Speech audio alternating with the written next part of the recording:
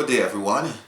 Happy weekend to you all. Happy Feast of Corpus Christi, which was celebrated the previous Thursday in Trinidad and Tobago, which is in Canada and in North America is celebrated this weekend. Our first reading is a very short reading, and I want to begin by reading out part of it. It goes like this, and I'm reading from verse 18. And Melchizedek, king of Salem, brought out bread and wine. He was priest of God Most High, and he blessed him and said, Blessed be Abram, by God Most High, maker of heaven and earth, and blessed be God Most High, who has delivered your enemies into your hands. This passage, taken from Genesis 14:18, mentions a little known fact which is sometimes overlooked by commentators, that at the meeting of Abram and Melchizedek, Abram was offered bread and wine. Bread and wine. Now, it was probably offered in the context of a meal by this very obscure priest who appears and then disappears, never to be seen again until the New Testament, where Paul in Hebrews chapter 7 speaks a great deal about the priesthood of Melchizedek in the New Testament.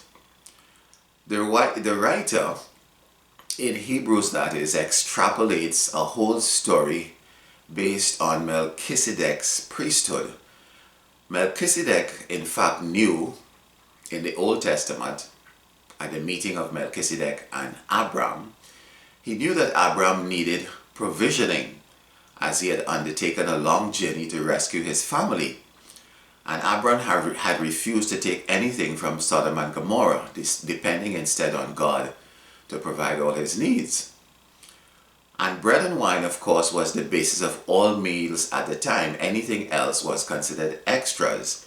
It's like in some cultures today where rice or potatoes is considered a basic meal. It must be part of your meal.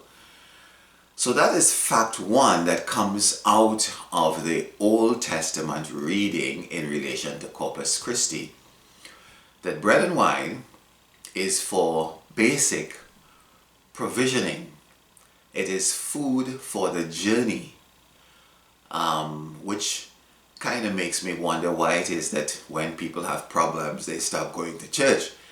Because if the Eucharist is basic food for the journey, when you have problems, that is when you really need to go. The second item in the story of Abram and Melchizedek is this, that in the Old Testament, all covenants or agreements were conducted in the context of a meal. You want to make an agreement, you want to sign a contract, you provide food. It puts everyone in a good mood, and it's an act of trust where food poisoning was considered an art form. So two facts emerges from this first reading in relation to Corpus Christi. That bread and wine, first of all, is for provisioning, and secondly, it is part of an agreement. It is part of a covenant relationship, and it of course foreshadows the Eucharistic meal instituted by Jesus as a sign of God's covenant with us, and all that this word covenant implies: faithfulness, steadfast love, and unity. It's like marriage. What it means is that every time you go to Mass, you renew your vows, your agreement with God to be faithful to Him.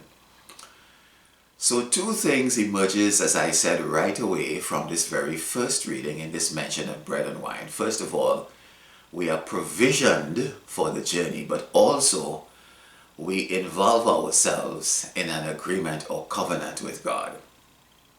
So we see the Corpus Christi narrative already starting to take form. But the writer of Hebrews in the New Testament makes another link between the story of Melchizedek and the institution of the Eucharist in the New Testament. And it is kind of an odd link when you think about it, since Melchizedek is the very first priest mentioned in the Old Testament. And he's not of the Levitical class of priests who conducted temple sacrifices under particular stipulations. Melchizedek came before that.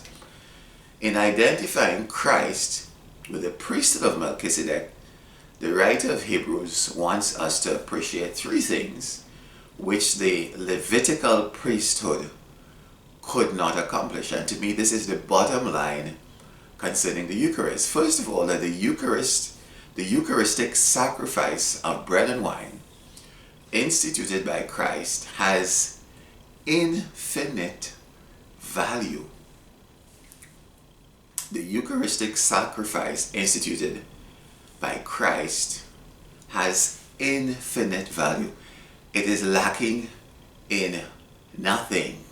My dear friends, the Eucharist is lacking in nothing. It has infinite value to you. And secondly, it is universal. It is everywhere. And thirdly, it is the cause of all graces. It contains every possible grace needed for your sanctification. You do not need to go anywhere else to receive all those graces. When you think about it, what a treasure. What a treasure we have been given in the Catholic Church. This Eucharist, this thing, this bread and wine, the body and blood of Christ himself, has infinite value to you. You can go there and receive all the graces that you need. You can literally go to Jesus in the Eucharist as you are. Notice in the Gospel reading, for instance, the feeding of the multitude took place in the wilderness. It took place in a desolate place where they had no other recourse but depend on God.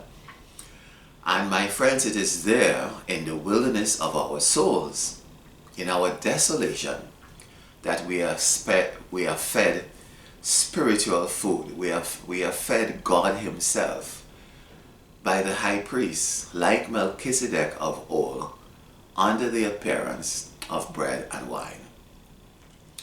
When you think about it, the Eucharist is a very humbling experience.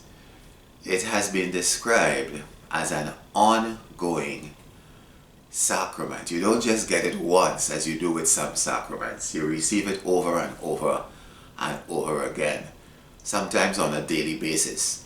And what it does is that it acknowledges our complete dependence on God. We need him daily. We need him hourly. We need food for the journey. My dear friends, treasure this wonderful gift that you have been given, where you can receive all the graces that you possibly need in life for every step of your journey. God bless you and have a happy Corpus Christi. Amen.